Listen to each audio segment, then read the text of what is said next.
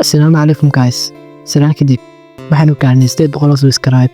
Waana niga mahadcelinayaa alla ka sokow idinka midda suurta geliyay. Hadafkeena iyo socodkeenu wuu sii socon doonaa si Soomaalidu fahmaan enemiga wana xiisaayaan. Nila wadaagayaa war xiisa leh. Waxaan hore nila wadaagay enemigeeni hore ee Goodbye Dragon oo saddex qodob ka sameynay dhiigay dagaal iyo dareen isku sidkan ahaa. Rajaynayaa inaad ka heshay maxaa yeelay sepakeenu halkaas ku meeka. Waanu sii wadi doonaa ilaa niga dhameeyo gebigiisu waa 20 xalqadood sida ugu dhaqsiyaha badanna waan igu dhamaystiri doonaa. Waxaan bilaabayaa taxan cusub oo lagu magacaabo Qiyaaston. Qiyaasana inaad aragto inaad qof u sheegato inaad jeceshahay laakiin markiiba adduunka oo dhani wuxuu isku dhowaa dhagax.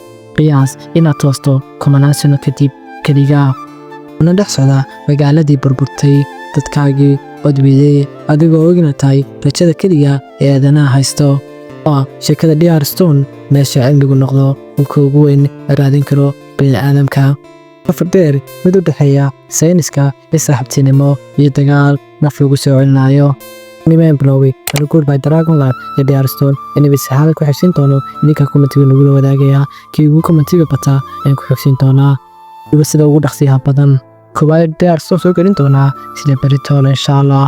oo channelkeena Saynis iyo dunida Qiyaaston mahadsanid. Goodbye.